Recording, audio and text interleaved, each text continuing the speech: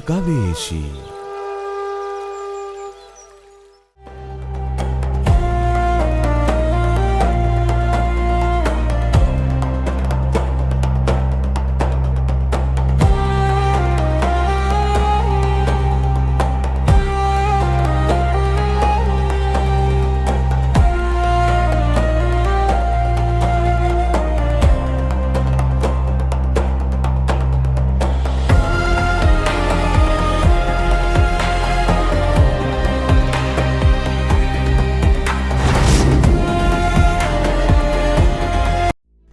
හැමෝටම සුබ දවසක් වේවා කියලා මුලින්ම ප්‍රාර්ථනා කරනවා. ඉතින් අපේ ගමනේ මේ පාර ගමනාන්තයේ වෙන්නේ අබේගිරියයි. නමුත් කැකිරාව පසු කරනවත් එක්කම අපිට හිතුණා යාපනය යන්න. පන්සලෙන් පිටත් වෙද්දී අපේ තුන් හිතකවත් තිබ්බේ නැහැ යාපනය යන්න ඕනි කියලා. නමුත් අබේගිරිය සම්පූර්ණ ඉවරනකම් බලමු කියලා තමයි දවස් දෙකකට අපි මේ ගමන පිටත් වෙලා ආවේ. නමුත් අවසානයේ අපි කැකිරාවෙන් තීරණය කරනවා අපි යාපනය යනවා කියලා. මේ ගමන ඇත්තටම සුන්දර ගමනක්. මං කවදාකවත් යාපනය ගිහින් තිබ්බේ නැහැ. ඉතින් අහම්බෙන් යාපනය යන්න ලැබිච්ච එක නම් ලොකු දෙයක්. මේ යන පාරේ විවිධ දේවල් බලාගෙන අපි ඉස්සරහටම ගියා. ඕමන්ත එහෙම පහු කරගෙන ඉදිරියට යද්දී අපිට කොකාවිල් හම්බෙනවා. කොකාවිල් කියන්නේ ඇත්තටම මහ පුදුම තැනක්. 1990 වසරේ ජූලි 12 වෙනිදා පාන්දර කොකාවිල් කඳවුර ත්‍රස්තවාදීන් විසින් අත්පත් කරගන්නවා. ඒ විදිහට අල්ලගෙන කඳවුර තුල තිබුණු තෙල් ටැංකියකට ප්‍රහාර එල්ල කරනවා. ඒ වෙලාවේ ලුතිනල් අලුදෙනියද ඒ වෙන විට රූපවාහිනී මධ්‍යස්ථාන ගොඩනැගිල්ලේ තමයි රැඳී සිටින්නේ. ඔව් තීරණය කරනවා කඳවුර හා තුවාල ලැබූ රණවිරුවන් දාලා යන්නේ නැහැ කියලා. ඉතින් දින ගණනාවක් නිරාහාරව සිටි ලුතිනල් වරයා හා සෙසු බට පිරිස රූපවාහිනී මධ්‍යස්ථානයේ සිට කොකාවිල් කඳවුර විනාශ වී යන ලෙස බෝම්බ හෙළන ලෙස ඉල්ලමින් 1990 ජූලි 12 වෙනිදා ලුතිනල් උපුල් සාලි අලුදෙනිය ඇතුළු බට පිරිස මේ යනවා. එදා මෙම කඳවුර අතහැර යාමට පුළුවන්කම තිබුණත් එය අත් නොහැර අවසන් මොහොත දක්වාම කළ සටන්කාමීත්වයේ හේතුවෙන් පරම වීර විභූෂණ පදක්කමෙන්ද ඔහු පිදුම් ලබනවා. මම ඔබට යෝජනා කරනවා අන්තර්ජාලය මගින් මේ සම්පූර්ණ කතාව කියවන්න කියලා. ඒ වගේම ඔබ මේ දකින සම්ප්‍රේෂණ කුළුණ 1982 වසරේදී ජපන් රජයෙන් ලත් ආධාර මත තමයි ඉදි කර තිබෙන්නේ. 1990 දී මේ ත්‍රස්තවාදීන් විසින් විනාශ කර දමනවා. ඉන්පසු 2009 වසරේදී සිවිල් යුද්ධය අවසන් වීමත් සමග මෙම කුළුණ නැවත ඉදි කරනු ලබනවා. මේ උස මීටර් 174ක් මේ බහුකාර්ය සම්ප්‍රේෂණ කුළුණක් ලෙස දැලිස ආකෘතිය යටතේ නිර්මාණය කර තියෙනවා. ඉතින් මෙවැනි තැන් අපි පහු කරගෙන අපි මේ ගමන ඊළඟට යන්නේ ඉරණමඩු ජලාශයටයි. උතුරු පළාතේ ඇති ප්‍රධානතම ජලාශයද මෙයයි. වර්ග කිලෝමීටර් 50ක පමණ භූමි ප්‍රදේශයක පැතිර තිබෙනවා. 5 වෙනි සතවර්ෂයේදී ධාතුසේන රජතුමා විසින් ඉදි කළ මේ ඉරණමඩු ජලාශය එදා හඳුන්වා තිබෙන්නේ රණමඩු ජලාශය ලෙසයි. යල මහ දෙකන්නේටම ඉතා හොඳින් කුඹුරු වගා කිරීමට හැකි මේ ඉරණමඩු ජලාශය වටා ඇති ජලපෝෂක වනාන්තරයේ වන්නියටම ආවේනික වූ ඉතා දුර්ලභ ගණයේ ශාක කඩොලාන වලින් පිරී තිබෙනවා. ඒ කාලේ රජවරුන් වැව් බැඳි රටක් නිර්මාණය කරමින් ගිය ගමනේදී මේ වැව් කර්මාන්තේ නිමා වී තියෙන්නේ වන්නියෙන්. එදා වැව් නිමාව ලෙස සැලකූ මේ භූමිය අද වව් නියාව බවට පත් වී තිබෙනවා. ඉතින් ඉරණමඩු ජලාශයෙන් පිටත් වූ අපි අනතුරු නැවතුනේ හදවත කම්පා කරවන තවත් ස්ථානයකයි. ඒ අලිමංකඩයි. යුද්ධයේදී අපිට හැමදාම අහන්න ලැබුණේ තම ජීවිත මේ මහ පොළොව වෙනුවෙන් පොද කළ රණවිරුවන් පිළිබඳවයි. එහිදී පරම වීර විභූෂණ සම්මානයෙන් පිදුම් ලැබූ හසලක ගාමිණී වීරයා යනුද කිසිදා අමතක කළ නොහැකි චරිතයක්. 1991 ජූලි මාස 14 වෙනිදා අලිමංකඩ හමුදා කඳවුර විනාශ කරන්නට පැමිණි බෝම්බ පුරවාගත් බුල්ඩෝසරය දැක අත තිබූ ග්‍රනේඩ් බෝම්බ දෙකක් සමග වහාම පුල්ඩෝසරයට පැන කඳවුරේ 1500කට ආසන්න සහෝදර රණවිරුවන් බේරාගෙන තම දිවි මව් පොළවට පූජා කළ හසලක ගාමිණී නම් වීරවරයා සිහිවීම පිණිස මෙම ස්ථානය නිර්මාණය කර තිබෙනවා. ඒ වගේම ඔබ මේ දකින බුල්ඩෝසරේ එලෙසින් අදටත් දැක ගැනීමට පුළුවන්කම පවතිනවා. අපි අද මේ භූමියේ නිදහසේ ඇවිද යන්නේ ඔවුන් දෙවි පුදා මේ රට ආරක්ෂා කළ නිසාමයි. නැවත කිසි දිනක එවැනි යුද්ධයක් ඇති නොවේවා කියලා අපි ප්‍රාර්ථනා කරනවා. ගිනි කඳු මැදින් පැනමාරකය නැවැත්තු හසලක පුතුනි මව්බිම වෙනුවෙන් සැතපු අලිමංකඩයිම ගිනි දැල් නිවන්නට දිවි පූජා කළා නුඹ මතු පරපුරට.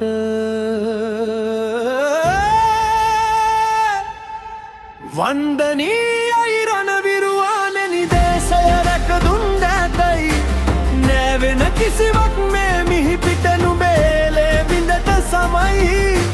සිංහරජ්ජයට නිදහස් හුස්මක නුඹේ නාමය සදා නොමැකෙයි. අභිමානය නුඹයි දේශය මුළු රටම නුඹට ණයගැති.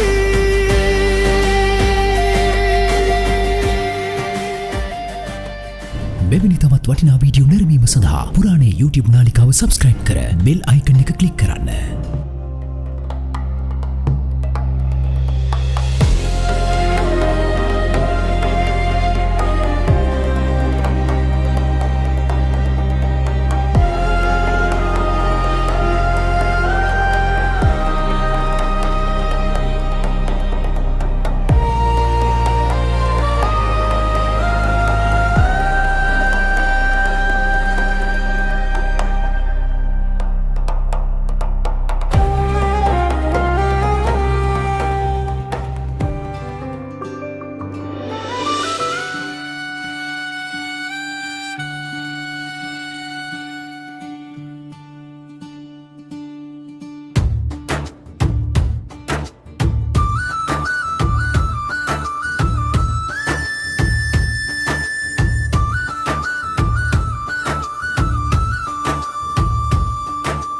மண்ணின் வாசம் யாழ்ப்பாணம் எம் மக்களின் புன்னகை அதன் சொர்க்கம்.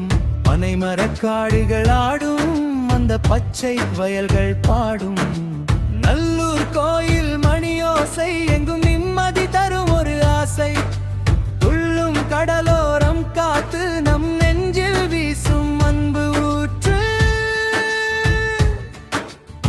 அலைகள் தாளாட்டும் நயனாதீவு அன்னை நாகபூஷணி உறையும் தீவு. நாகதீப புத்தரின் பாதம் இங்கு நாடும் தேடும் அமைதிக்கீதம். சுட சுட யாழ்ப்பாணத்து உணவு அது சுவைக்க சொல். නිසරේ අපි රාත්‍රියේ නවතින තැනට ළඟා වුණා. ඒ දඹකොළ පටුන විශ්‍රාම ශාලාවටයි.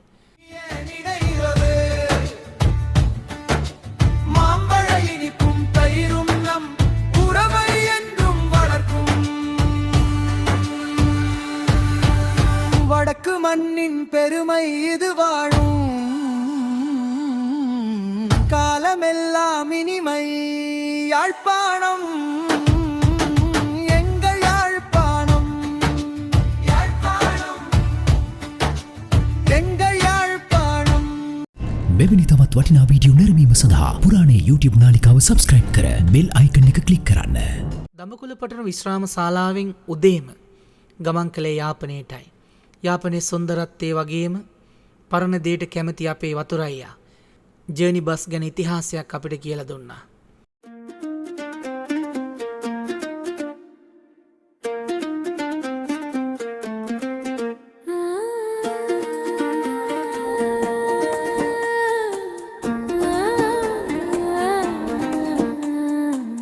மண்ணின் வாசம் யாழ்ப்பாணம் மக்களின் புன்னகை அதன் சொர்க்கம்.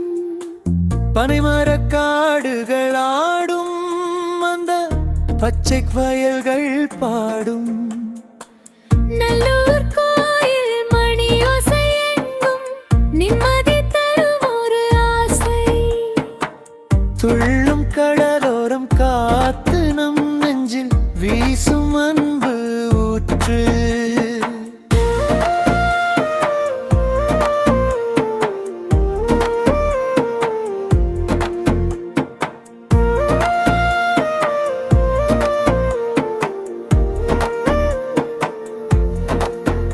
அலைகள் தாளாட்டும் நயனாதீவியம் அன்னை நாகபூஷணி உறையும் தீவு நாகதீப புத்தரின் பாதம் இங்கு நாடும் தேடும் அமைதி கீதம் சுட சுட யாழ்ப்பாணத்து உணவு அது சுவை අපි යාපනයේ නම් සුන්දර පලාත පසු කරමින් ඒ සුන්දරත්වයේ විඳිමින් කුරිකඩ්ඩුවාන් ජැටියට ළඟා වුණා.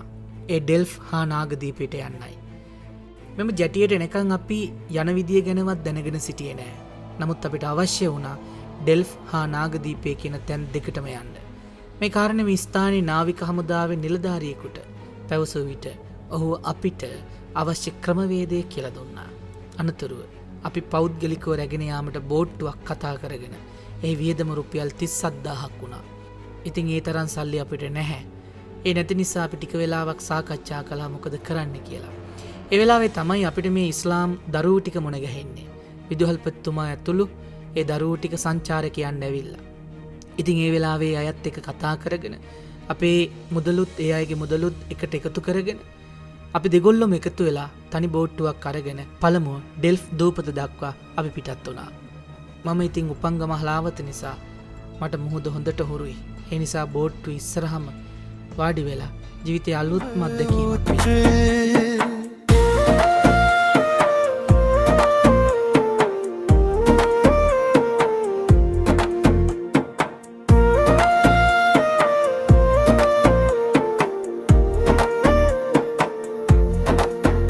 அலைகள் தாளாட்டும் நயனாதீவியம் அன்னை நாகபூஷணி உறையும் தீவு நாகதீப புத்தரின் பாதம் இங்கு நாடும் தேடும் அமைதி கீதம் சுட சுட யாழ்ப்பாணத்து உணவு அது சுவைக்கச் சொல்மினை என்னை நீ மாம்பழ இனிப்பும் தயிரும் நம் உறவை என்றும் வளர்க்கும் வடக்கு மண்ணின் பெருமை எது வாழும் காலமெல்லாம் இனிகள்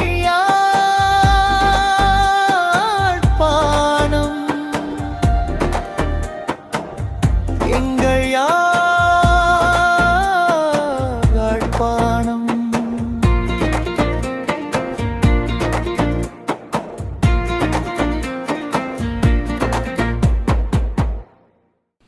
පැයකට විතර පස්සේ අපි ඩෙල්ෆ් දූපතට පැමිණියා. මෙතනින් ඕන කෙනෙක්ට මේ දූපතේ ඇවිදින්න පුළුවන්. නමුත් ඒට බොහෝ කාලයක් ගත වෙනවා. ඒ නිසා අපි රුපියල් 8000කට වගේ සපාරි ජිප් රථයක් අරගෙන ඩෙල්ෆ් දූපත පුරාම සංචාරය කළා. මෙම දූපත උතුරු පළාත යාපනයේ දිස්ත්‍රික්කයේ ඩෙල්ෆ් ප්‍රාදේශීය ලේකම් කොට්ටාසේ පිහිටා තිබෙනවා. දිගින් කිලෝමීටර් 9කින් හා පළල කිලෝමීටර් 6කින් සමන්විත වෙනවා. මුළු භූමි වපසරිය වර්ග කිලෝමීටර් 48.5ක් වෙනවා. ජනගහනය පවුල් 1500කට ආසන්න බවද සඳහන් වෙනවා. යාපන අර්ධද්වීපයේ බටහිර දෙසින් පිහිටා ඇති ඩෙල්ෆ් දූපත තැනිතලා බිමක් සහිත භූමියක මයෝ සීන යුගයට අයත් යයි පැවසෙන මෙහි වැලි සහ හොළු ගල් සහිත පසකින් සැදී පාසාන වලින් යුක්ත වෙනවා. යාපනයට අයත් බොහෝ දූපත් යුරෝපීය නම් වලින් හඳුන්වා තිබෙනවා. තීව් යන අරුතින් දමිළ භාෂාවෙන් දූපත හඳුන්වනවා. ඒ අනුව නයිනතිව්, අනලතිව්, එළුමතිව්, කාරතිව්, කච්චතිව්, ඉරණතිව්, පලේතිව්, පුන්කුඩතිව් යනාදි ලෙස හැඳින්වූ දූපත් දැක ගැනීමට පුළුවන්කම තියෙනවා. පුරාවිද්‍යාත්මක වශයෙන් වටිනාකමක් උසුලන සාධක අතර මිගාමන් ලන්දේසි බලකොටුව, පැරණි ලන්දේසි රෝහල, රැජින කුළුණ හෙවත් මිනිම්දෝරු කුළුණ, පරවි කූඩුව, ස්තූප සහිත බෞද්ධ නටබුන්, හින්දු කෝවිල් නටබුන්, ගබඩා ගොඩනැගිලි, පැරණි අස්වගාල, පැරණි සුසාන භූමිය, බයෝබැබ් ගස යනාදි දූපතේ දක්නට ලැබෙනවා. ඒ වගේම බෞද්ධ නටබුන් පිහිටා තිබීමද සුවිශේෂී කරුණක් ලෙස පෙන්වා දීමට පුළුවන්.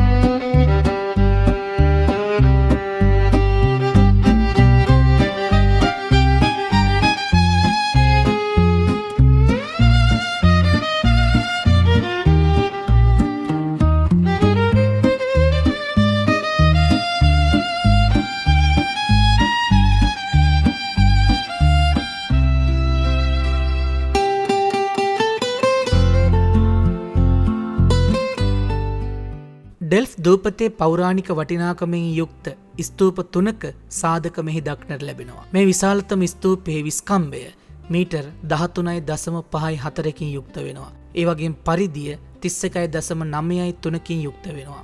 උස සෙන්ටිමීටර් 58ක් ලෙසද සඳහන් වෙනවා. ක්‍රිස්තු පූර්ව දෙවන සියවස දක්වා කාලවකවානුවල මෙහි ආරම්භයේ දිව යන බව සඳහන් වෙනවා. මෙහි තවත් ප්‍රියජනක දර්ශනයක් ලෙස කැලෑසුන් රංචු පිටින් දැක ගැනීමට පුළුවන්කම පවතිනවා. ඉතින් මේ හැම දේම බලාගෙන සවස 3ට පමණ අපි නාගදීපේ බලා පිටත් වුණා. ඒ වැඩසටහන අපි ලබන මාසයේ ඔබට ගේනවා. එතකන් ඔබට තෙරුවන් සරණයි.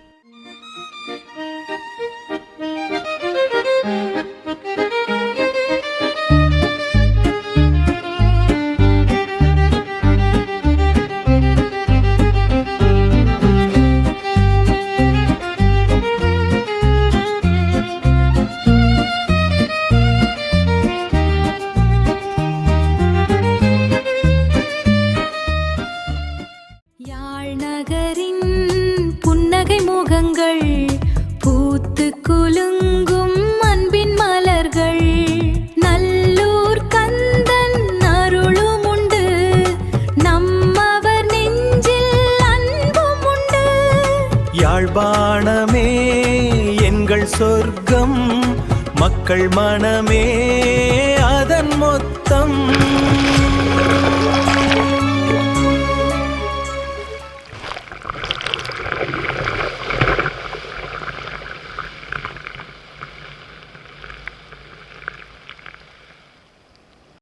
මෙවැනි තවත් වටිනා වීඩියෝ නැරඹීම සඳහා පුරාණේ YouTube නාලිකාව සබස්ක්‍රයිබ් කර බෙල් අයිකන් එක ක්ලික් කරන්න.